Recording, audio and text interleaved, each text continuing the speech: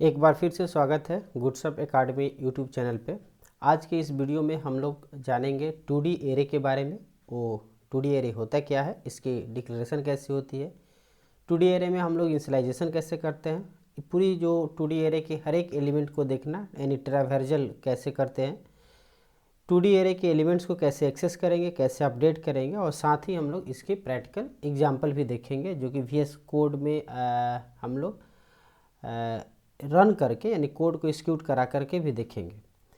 तो इससे पहले यदि आप एरे का वीडियो पहली बार ये देख रहे हैं और यदि 1D एरे के बारे में जानना चाह रहे हैं तो इसके जस्ट पहले वाला वीडियो 1D एरे पे है, आप ज़रूर एक बार जाकर उसे देख लें।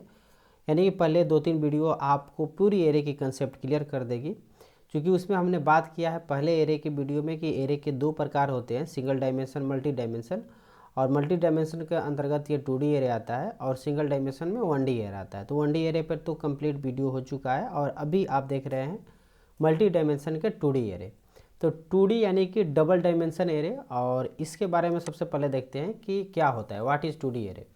ए 2D एरे और 2 dimensional array is a data structure that store elements in a grid. ये ग्रिड या इसको मैट्रिक्स भी बोलते हैं, matrix format with rows and column. It can be thought of as an array of arrays. आप कह सकते हैं कि ये एरे जो है, एरे का एरे है, मैंने बहुत सारे एरे को मिला करके ये एरे बना। In a 2D array elements are accessed using 2 index, one of the row and another for the column. और दोनों इंडेक्स के लिए हमें 2 लूप भी यूज करना पड़ता है, यानी कि पहले के लिए हमें रो के लिए एक लूप अलग रहेगा, कॉलम को एक्सेस करने के लिए लूप अलग रहेगा। वो चीज़ हम लोग आगे देखेंगे।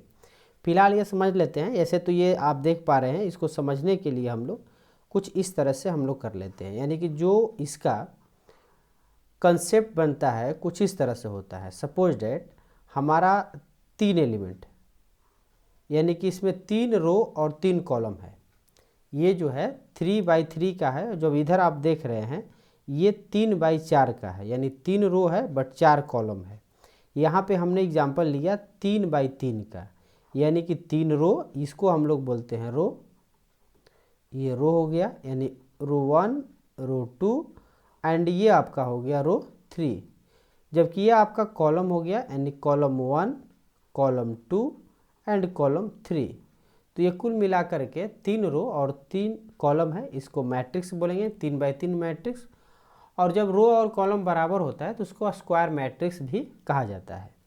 अब हम लोग बात कर रहे हैं कि जैसे हमने एक बताया कि भाई ये जस्ट आप कह सकते हैं कि ये एरे ऑफ एरेज है।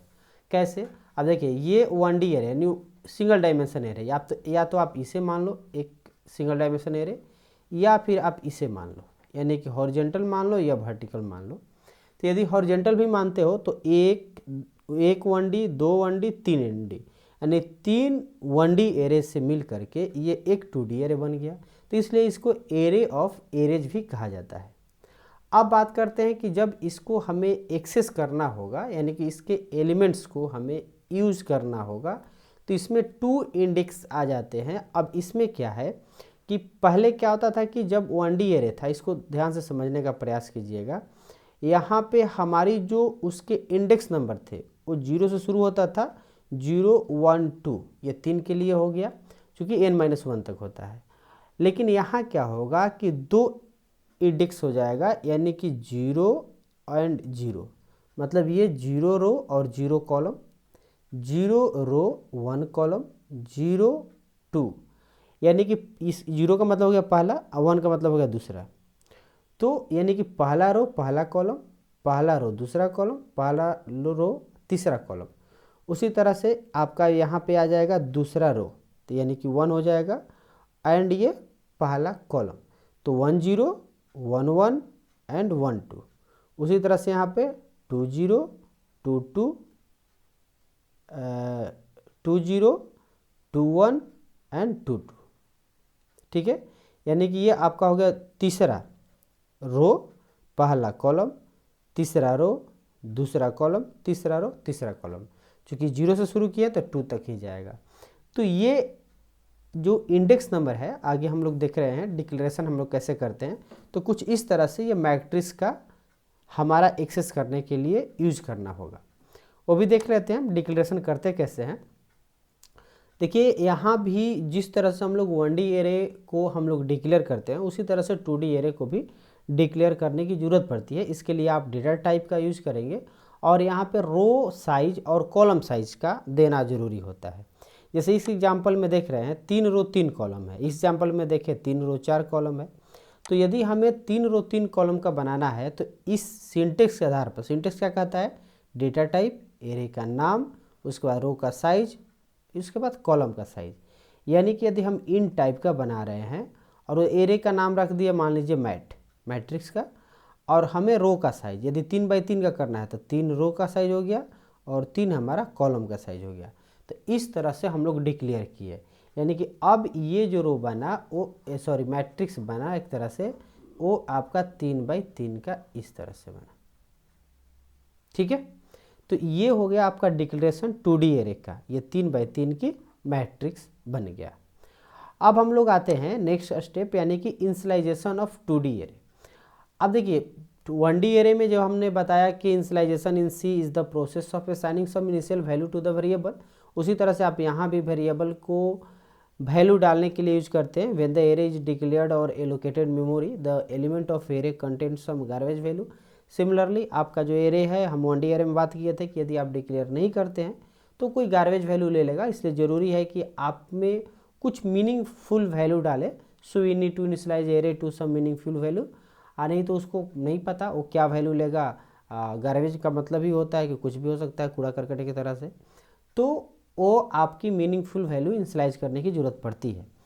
तो हम लोग इनिशियलाइज करने के लिए जिस तरह से वहाँ 3 तरीके होते हैं कि इनिशियलाइजेशन विथ डिक्लेरेशन, यानी कि जब हम डिक्लेयर कर रहे हैं उस समय हम आपको इनिशियलाइज कर सकते हैं। इसके अलावे हम लोग जब साइज नहीं दिए तो यहाँ भी एरे के जो 1D एरे है उसी तरह से बिना साइज दिए सीधे इनिशियलाइज करा देंगे। इसके अलावे हम लोग लूप के द्वारा भी इसको हम इनिशियलाइज करा सकते हैं, यानी कि इसको बोलेंगे रन टाइम में वैल्यू इनिशियलाइज करना। और बाकी ये जो दोनों देख रहे हैं ये कंपाइल टाइम में आपका इनिशियलाइज हुआ। तो सबसे पहले हम लोग देख लेते हैं इसका सिंटेक्स क्या होता है। तो देखिए यहाँ पे है सिंपल डेटा टाइप है आपका, उसके बाद एरे का नाम है, उसके बाद रो साइज, कॉलम साइज, और उसी हिसाब से जो रो और कॉलम साइज होगा यहाँ पे हमें एक कर्ली ब्रेसेस शुरू होगा जो कि ये है, और इसके अंदर सेपरेट होगा हमारा कॉमा से जो एलिमेंट्स होगा। ये पहला रो हो गया, उसके बाद दूसरा रो हो गया, उसके बाद तीसरा रो हो गया। आप चाहे तो इसे एक लाइन में लिख सकते हैं या आप चाहे तो दूसरे लाइन में लिख सकते हैं। इसको समझने के लिए देखिए, जैसे मान के चलिए ये एक एग्जाम्पल है, ये तो हो गया आपका विदाउट साइज, लेकिन विथ साइज की यदि बात करें, मान के लिए यहीं आपको इनिशियलाइज करना है तो हम कुछ इस तरह से लेंगे इंट मैट 3 और यहाँ पे 3 इक्वल टू, अब यहाँ पे हमने क्या किया कि यहाँ ले लिया 1 2, अच्छा ये तो यहाँ पे आप देख रहे होंगे कि चूँकि साइज भी हम दे दिए और उसके बाद ये सेम फिगर आपका आ जाएगा, ठीक है, कॉमा, और उसके बाद 7 8 9 और उसके बाद फिर एक कर्ली ब्रेसेस आउटर के लिए और यहाँ पे कॉल सेमीकोलन। आप इस चीज़ को एक लाइन में भी लिख सकते हैं, इंट मैट 3 रो और 3 कॉलम इक्वल टू, फिर कर्ली ब्रेसेस स्टार्ट, फिर curly braces start 1 2 3 comma 4 5 6 comma 7 8 9। ये सिमिलरली है, यानी कि यहाँ भी आप इस तरह से सीधे तौर पे लिख सकते हैं। इसको बोलेंगे कंपाइल टाइम में, कंपाइल समय आप मैट्रिक्स का साइज देते हुए आप वैल्यू को इनिशियलाइज कर दिए। और यहाँ क्या है भाई, यहाँ सिंपल है, यानी कि इस डेटा टाइप के जगह पे आपने इंट लिखा, उसके बाद मैट लिखा और उसके बाद ये केवल आपने दे दिया पैरेंथेसिस यानी कि ब्रैकेट, और उसके बाद इक्वल टू के बाद ये पूरी कहानी आप लिख दिए, ये इनिशियलाइज हो जाएगा। और इसमें क्या करता है, ये आपके जो सी के कंपाइलर है ऑटोमेटिकली उसके साइज को डिक्लेयर कर लेता है कि हाँ भाई ये इतना बाई इतना का है, ठीक है। सेम चीज़ होता है आपका रन टाइम में। रन टाइम में हमने कहा कि यहाँ 2 लूप की ज़रूरत पड़ेगी, एक आपका रो और दूसरा कॉलम के लिए। ये कैसे होता है इसको भी हम लोग समझ लेते हैं। हालांकि हम लोग 1D एरे में देखे थे सेम है, we initialize the array after declaration by assigning the initial value to each element individually. We can use for loop, while loop और डू वाइल लूप, कोई भी लूप आप यूज करें to assign the value each element of the array. और array का मतलब हो गया यहाँ पे आप 1D एरे की बात करें या 2D एरे, दोनों में बात सेम होती है। तो अब ये जो कहानी बन रही है इसके लिए यदि मानकर चलिए हमको रन टाइम में इनिशियलाइज करना है, हालांकि हम जो भी तीनों प्रकार बता रहे हैं तीनों पे प्रैक्टिकल एग्जाम्पल यानी लाइव एग्जाम्पल भी हम लोग देखेंगे। तो इसके लिए आपको वीडियो को अंत तक जरूर देखिएगा और आपको एकदम स्पष्ट क्लियर हो जाएगा। तो यूजिंग लूप में आपको ये जैसे एग्जांपल दिया हुआ है, रो का साइज हमारा हो गया 3 और कॉलम का साइज भी 3 है। क्यों? क्योंकि हमने डिक्लेयर किया int mat 3 row and 3 column. अब इसके बाद आप इसमें वैल्यू डालना चाहते हैं, तो जैसे हमने मान कर चलिए कि आपको कोई वैल्यू डालना चाहते हैं 5, 6, 7 बढ़ा करके या कुछ भी, तो ये इस तरह से वैल्यू आप इसको अपडेट करते हैं। आगे अपडेट करने के लिए भी हम लोग जानेंगे, बट यही तरीका होता है। यानी कि पहला जो है रो है, दूसरा कॉलम है। यानी कि जब मान कर चलिए 3 हम साइज लिए हैं और पहली बार जैसे इसको ड्राई रन करके आपको दिखाने का प्रयास करें तो I 0 लेकर आएगा, तो 0 लेस देन 3, हाँ लेस देन है, फिर आगे आया j इक्वल टू भी 0 हो गया। अब यहाँ पे देखिएगा कि कॉलम में 3 है तो 3 लेस देन है। अब एरे नेम में है जो भी है, मैट आपका है तो यहाँ पे आप लिख दीजिए मैट और यहाँ पे I j हो जाएगा। अब आई जे का वैल्यू 0 0 है, यानी कि इस तरह से यदि आपका मैट्रिक्स बना 3/3 का, क्योंकि आपने डिक्लेयर किया है 3/3, तो 3/3 का यहाँ पर बन गया। अब पहला बार जब ये भी 0 है, आई भी 0, जे भी 0, यानी कि 0 0, तो 0 0 पोजीशन ये है। अब इस पर जो वैल्यू आप यहाँ डाले हैं वो वैल्यू मान लीजिए 5 डाले हैं तो 5 इसमें चला आएगा। इसके बाद जे का लूप बढ़ेगा, ये हो जाएगा 1। अब ध्यान दीजिएगा आई अपने आप स्थिर है यानी ये 0 ही रहेगा, लेकिन ये जे बढ़ करके 1 हो जाएगा। अब इसमें जो आपको वैल्यू डालना है 5 अगेन डालना है तो 5 डालिए। तो जो वैल्यू यहाँ सेट कीजिएगा, आप इंक्रीमेंट करके डालना है तो 6 होगा, 2 इंक्रीमेंट करके डालना है तो 7 होगा। तो जो भी है, लेकिन ये जो मेन है इंडेक्स को समझना, यानी 0 1 हुआ, फिर जे लूप आगे बढ़ा 2 हो गया। अब 2 3 से छोटा है तो 0 और 2 पर अगला वैल्यू आ गया। अब जैसे आगे बढ़ेगा 3 होगा तो 3 लेस देन 3 नहीं है, बाहर आएगा। फिर आई आगे बढ़ेगा, जब आई आगे बढ़ेगा तो अगेन ये आई हो गया 1, और जब आगे आया इनर लूप में तो जे फिर से 0 हो गया। अब 0 हो गया तब अगली जो कहानी बनेगी 1 0 की बनेगी, यानी 1 0 पर जो आएगा वैल्यू वो पुट होगा। तो इस तरह से ये आपका रन टाइम में इनिशियलाइज हो गया। इसको भी हम लोग रन करके देखेंगे। आगे बढ़ते हैं इसके ट्रैवर्जल पे, यानी कि हम एक एक एलिमेंट को एक्सेस कैसे करेंगे। तो देखिए भाई, हमने 1D एरे में बात किए थे कि आप जब भी वैल्यू को इनपुट करना है या उसको प्रोसेस करना है, यानी उसके साथ जोड़ घटाव करना है, या आपको उसमें कोई भी प्रिंट करना है, डिस्प्ले करना है, तो आपको एक लूप की ज़रूरत पड़ रही थी। बट यहाँ 2D एरे में क्या होगा कि आपको 2 लूप की ज़रूरत पड़ेगी, यानी एक आउटर लूप लेना होगा रो के लिए और एक इनर लूप लेना होगा आपके कॉलम के लिए। यानी कि ये रो हो गया तो रो के लिए आपको आउटर लूप लेना होगा और इनर लूप लेना होगा आपको कॉलम के लिए। ठीक है, यहाँ पे हमने बैकस्लैश n भी लिया है ताकि जो अगला लाइन है यानी अगली जो रो आए वो नेक्स्ट लाइन पर प्रिंट हो। ये चूँकि आउटपुट करने के लिए हमने यूज किया है। जैसे आप देख पा रहे हैं कि 3/4 का ये एग्जाम्पल रखा हुआ है, तो 3/4 में जो लेकर आएगा 0, तो पहला तो 0 0 होगा, यानी इस 0 0 पे 3/4 का मतलब क्या हो गया, कहानी कुछ ऐसी होगी, यानी 4 कॉलम हो गया। तो 0 0 यानी इस प्लेस पे, यानी इस 0 0 वाले एड्रेस पे जो वैल्यू है आपका 7 है, तो सिंपल यहाँ 7 प्रिंट हो जाएगा। फिर ये आपका आगे बढ़ जाएगा और 0 के बाद ये हो जाएगा 1, यानी 0, जो 1 है, अब इस पर जो वैल्यू है 6 है तो यहाँ पे 6 आ जाएगा। तो इस प्रकार से ये एक एक इसके इंडेक्स, एक एक एलिमेंट को एक्चुअली में जो हमारा 2D एरे है या मैट्रिक्स है उसको हम लोग अपने लूप, इनर लूप और आउटर लूप की सहायता से एक्सेस करते हैं। तो इसमें 2 लूप का होना जरूरी है। ठीक है, ये सिंपल है, यानी कि एक आउटर लूप और एक इनर लूप। उसके बाद हम लोग 2 ब्रैकेट जो यूज करते हैं इंडेक्स नंबर के लिए, उसके द्वारा हम लोग इसके वैल्यू को एक्सेस करेंगे, या इसमें हम लोग असाइन, इनिशियलाइज या जो भी अपडेट करना है करते हैं।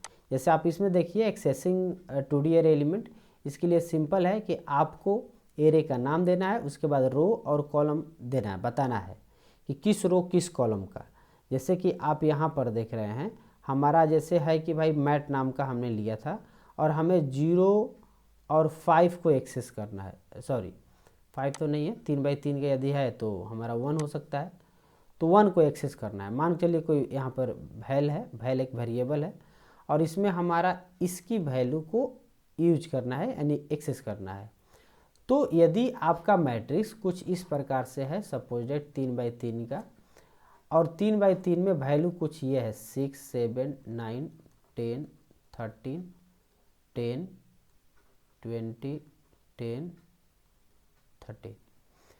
अब क्या है कि जैसे 0 1 लिखे यानी 0 रो यानी कि पहला रो और 1 कॉलम यानी कि दूसरा कॉलम, ये कॉलम, तो ये पॉइंट हुआ यानी वैल का जो वैल्यू है वो हो जाएगा क्या 7।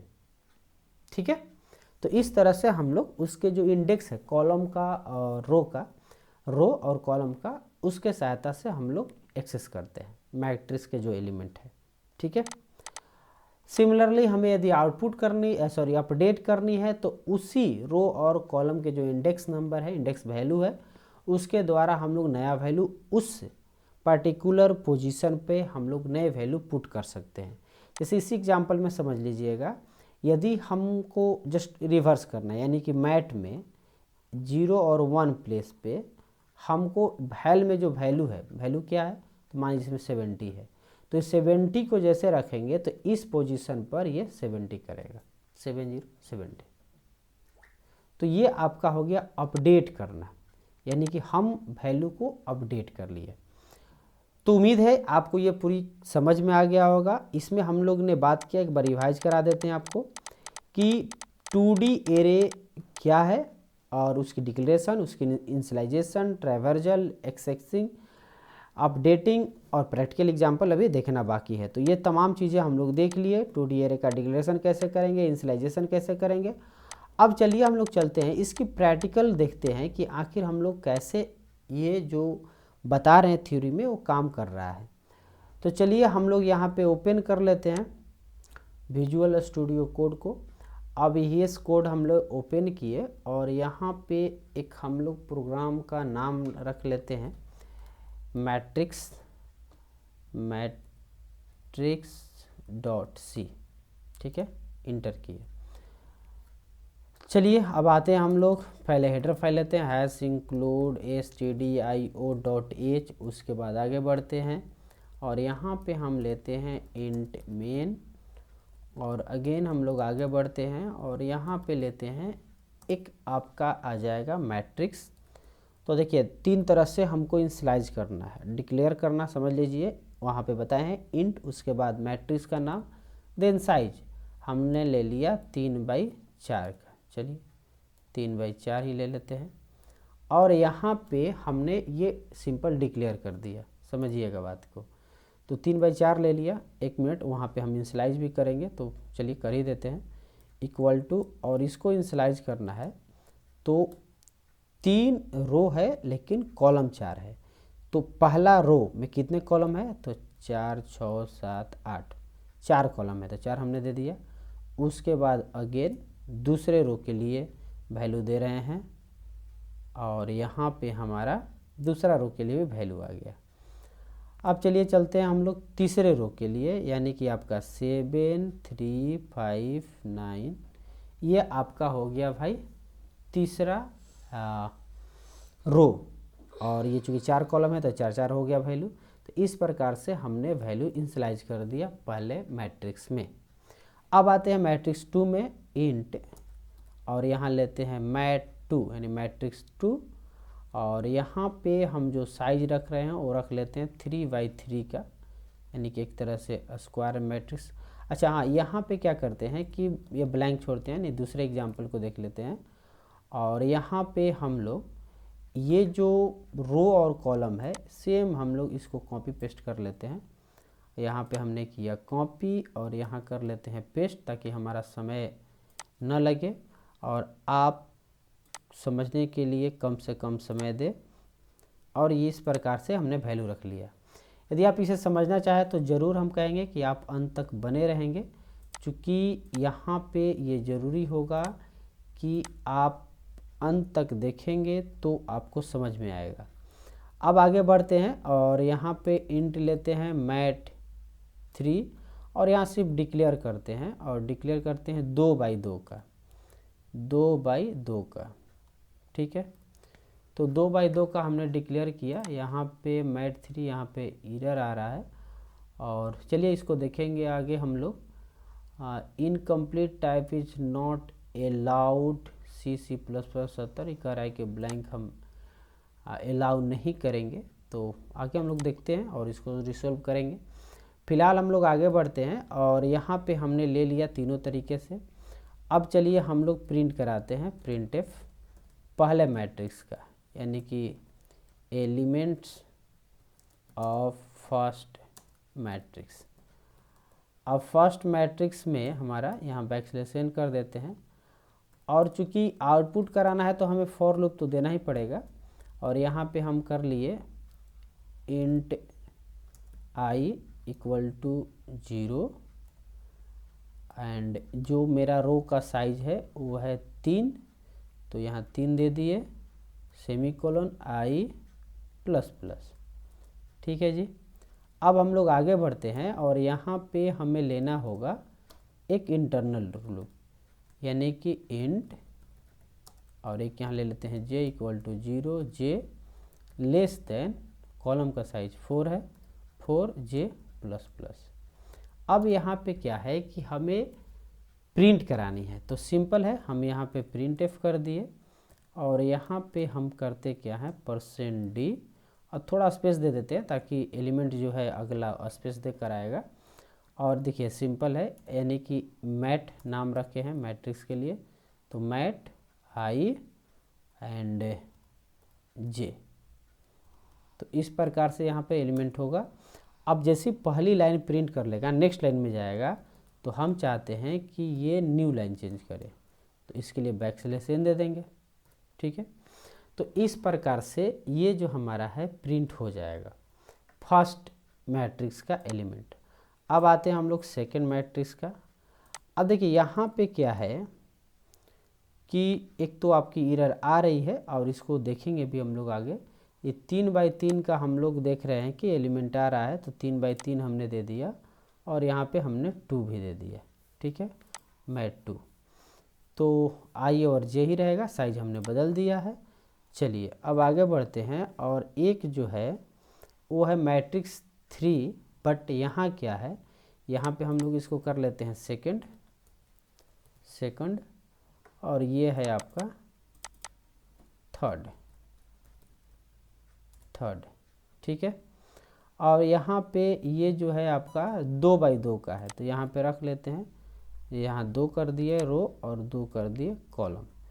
लेकिन ये जो मैट्रिक्स है, यानी कि जो तीसरा है, तीसरा में कोई एलिमेंट नहीं है, तो इसको हम रन टाइम में एक्चुअली में इनपुट कराना है।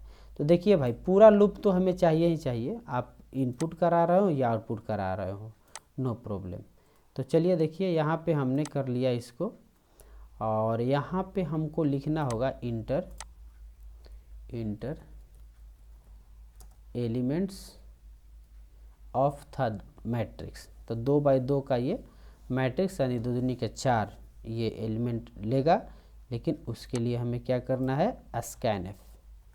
तो यहाँ पे हम स्कैनफ कर लिए, और यहाँ पे हम लोग %, जो इनपुट करने का तरीका होता है, यहाँ पे आपका बैकस्लैश की कोई ज़रूरत नहीं है, क्योंकि आप अभी इनपुट करा रहे हैं। तो ये इनपुट हो गया इंटर एलिमेंट ऑफ थर्ड, और यहाँ से एलिमेंट्स ऑफ थर्ड मैट्रिक्स आपका आउटपुट आ जाएगा।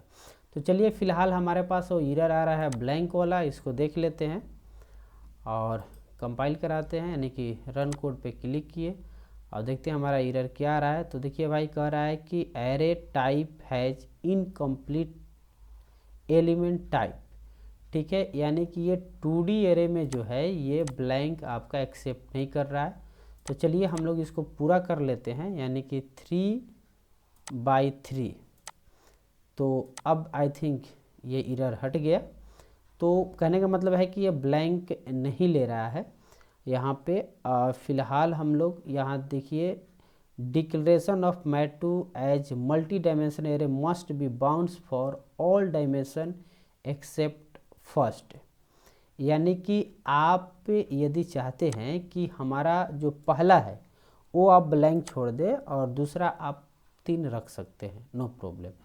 यानी कि ये आप ब्लैंक छोड़ सकते हैं, आपको हमने जो थ्योरी में बताया। चलिए वहाँ पर भी चलते हैं।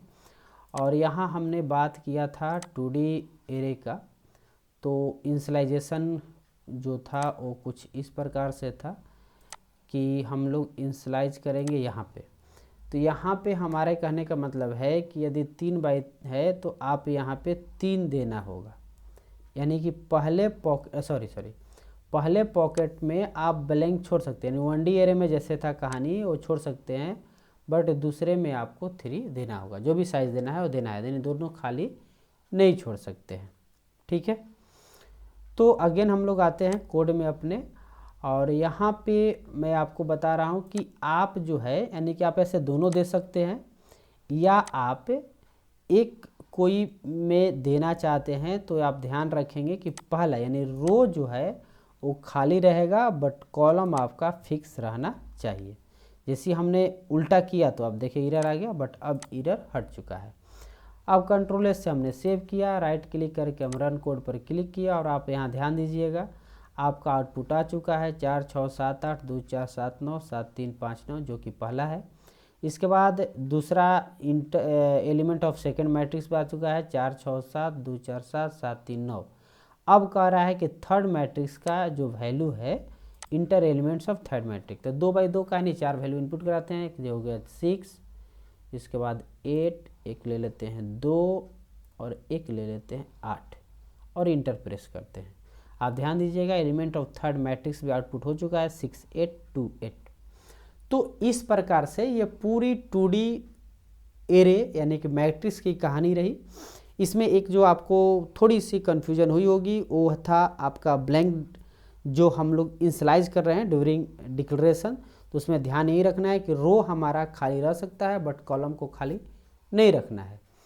तो उम्मीद है कि ये आपको पूरी वीडियो समझ में आई होगी, तो ज़रूर इस वीडियो को लाइक करके दोस्तों के साथ शेयर कर लीजिए, और यदि आप पहली बार चैनल पर आए हैं तो ज़रूर से ज़रूर इस चैनल को सब्सक्राइब करके बेल आइकन दबा लीजिएगा। मिलते हैं अगले वीडियो में, तब तक के लिए धन्यवाद।